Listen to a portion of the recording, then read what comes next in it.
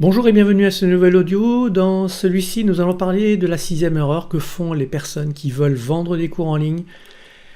Et je vais vous dire, ce n'est pas un élément qui est très glamour. Mais alors pas du tout. Pourtant, c'est quelque chose d'extrêmement important et c'est pour moi la pièce maîtresse de votre réussite. J'ai la chance de pouvoir suivre plusieurs personnes au niveau des data. On rentre dans les data, les données, et je me suis aperçu qu'il y a des personnes qui sont revenues vers moi pour me demander de les aider parce qu'ils n'arrivaient pas à avoir un suivi correct de leurs data. Ça, c'était courant 2020 avec le RGPD, etc. On avait des datas qui étaient quand même intéressants, on arrivait à avoir quelque chose de correct. Mais ce qu'il faut comprendre, c'est que les datas qui peuvent vous permettre de prendre des décisions, ce ne sont pas les émotions. Et ça, il faut que vous compreniez les choses. Il faut que vous ayez des chiffres. Ces chiffres, il faut qu'ils soient suffisamment importants pour se dire « Ok, là ça fonctionne, là ça fonctionne pas. Là je suis satisfait parce que j'ai ces chiffres-là. Je ne suis pas satisfait parce que j'ai pas suffisamment de chiffres pour dire concrètement que ça fonctionne. » Dans cet audio, je vais parler principalement de ce qui se passe avant ou pendant la vente. Et dans un prochain audio, je parlerai des suivis des clients, de qu'est-ce qu'ils font, pourquoi ils réussissent, pourquoi ils ne réussissent pas, etc. etc. C'est important de séparer les deux parce que le suivi client, il est important, mais là encore, il va falloir le faire par rapport à des données, par rapport à des informations que vous allez pouvoir recueillir. Peut-être qu'aujourd'hui, vous ne recueillez aucune information, ou très peu. Alors les plateformes vous en donnent, mais elles ne sont pas, à mon sens, suffisantes. Revenons à ce qui se passe avant et pendant votre tunnel de vente. Vous avez tous entendu parler du RGPD, le fameux règlement général sur les protections des données. Vous avez certainement entendu aussi parler de iOS 14 de Facebook.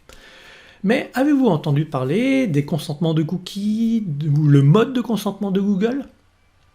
On en parle peu de cela. Et pourtant, ils sont importants. Aujourd'hui, vous avez peut-être sur votre site un pop-up qui s'ouvre où vous demandez aux personnes « Est-ce que vous voulez accepter les cookies ?» La plupart du temps, ils cliquaient sur « Oui, j'accepte les cookies ». Aujourd'hui, on est dans l'obligation de mettre un bouton « Refuser ». Donc, on s'aperçoit qu'il y a au moins 50% des personnes qui refusent à leur premier passage sur votre site. S'ils ont trouvé de l'information intéressante et qu'ils reviennent assez souvent, ils vont à un moment donné cliquer sur « Oui, j'accepte » parce qu'ils en ont marre de voir ce pop-up. Mais le fait de dire tout refuser, si vous utilisez, c'est mon cas, j'utilise un site en ligne qui me permet de cela, c'est Cookiebot, ça ne suffit pas. Parce que Cookiebot demande aux personnes au niveau des cookies, mais nous avons aussi des cookies de Google Analytics, nous avons des cookies de Facebook, nous avons tous ces cookies qui sont là. Et ils ne sont pas tous pris en charge par les plateformes qui vont vous aider à mettre en place ce consentement. Et c'est important de paramétrer tout cela. Les plateformes ne peuvent pas tout faire. Il y a du paramétrage à faire, pas toujours simple, et surtout, il y a ces fameux consentements, et vous pensez bien que Facebook et Google, ils essayent de faire en sorte d'avoir un maximum d'informations qui vont remonter pour pouvoir continuer à faire de la publicité, proposer des services de publicité attrayants et qui convertissent. Mais si demain vous avez un contrôle, c'est vous qui êtes responsable des informations qui sont remontées, qui sont récoltées. C'est pas notre ami Google. Vous pourrez toujours vous retourner vers Google pour dire ça va pas, mais c'est la même chose pour les plateformes de cours. Si je prends System.io, si je prends Learnybox, Coneo, etc., ils vous fournissent un minimum, mais le reste, c'est à vous, c'est à votre charge, c'est à vous de le mettre en place. Alors, je ne suis pas avocat, je ne vais pas vous dire qu'il faut faire ceci ou cela. J'ai suivi plusieurs formations à ce sujet pour avoir la main mise sur les consentements de Google, de Facebook, etc. C'est pour ça que je fais une proposition très généralement à mes clients de l'installer pour eux. Je passe par le biais de Google Tag Manager. Ça me permet d'avoir un paramétrage au même endroit et ça permet aux clients d'avoir ce paramétrage. Et s'il y a des modifications à faire, c'est très rapide à faire. L'installation, elle, n'est pas forcément simple. C'est pour ça que je propose très souvent de le faire pour eux. Ainsi, ça va beaucoup plus vite. je leur demande d'avoir des autorisations pour mettre en place le système. Une fois que le système est en place, on arrête ces autorisations et ainsi ça fonctionne très bien chez eux.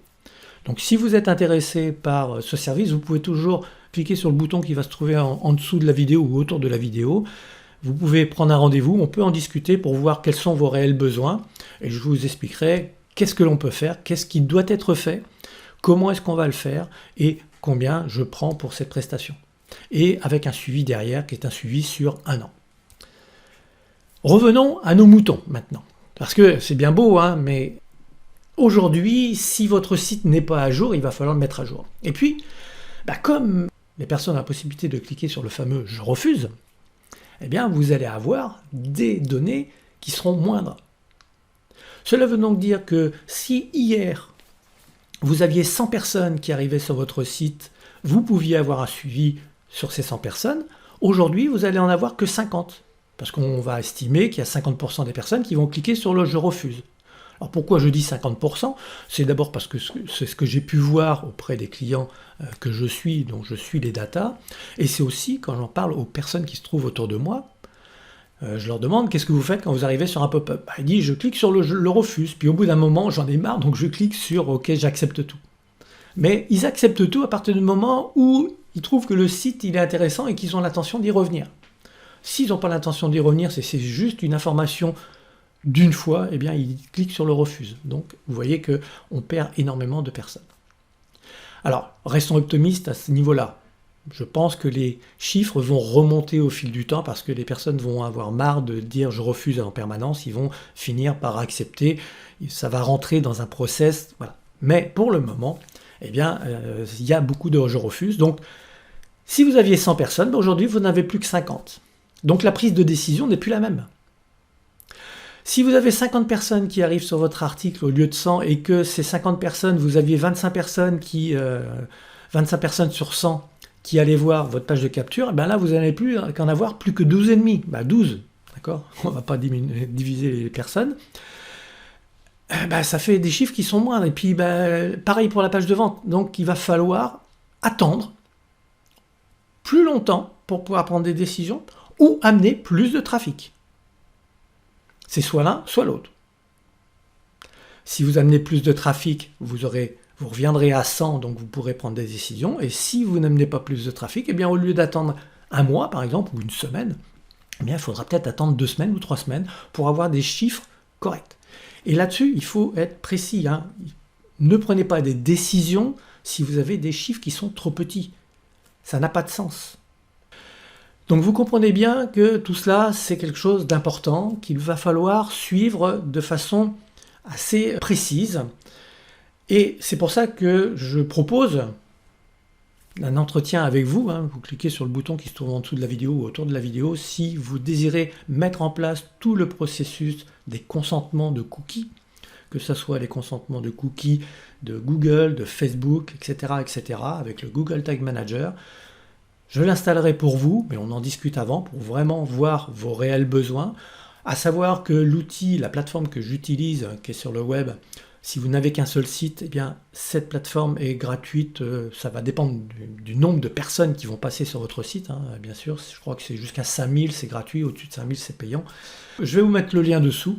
Comme ça, vous pourrez aller voir. C'est une plateforme qui est très intéressante. Voilà pour ce qui est de cet audio du jour.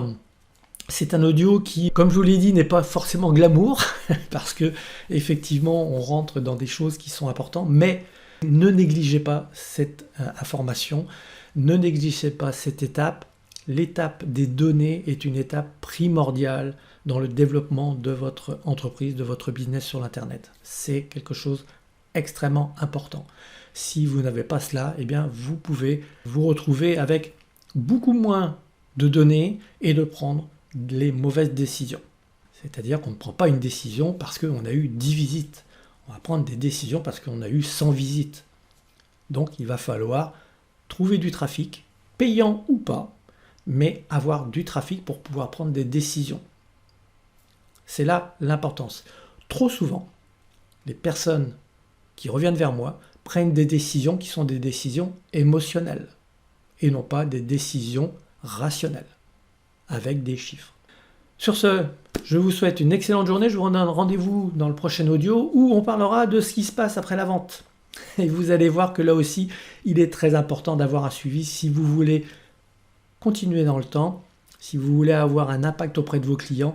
Et vous allez voir dans cet audio que je vais vous donner des choses très très performantes que vous allez pouvoir appliquer très vite. Je vous souhaite une excellente journée. Je vous donne rendez-vous très prochainement pour un nouvel audio. Ciao!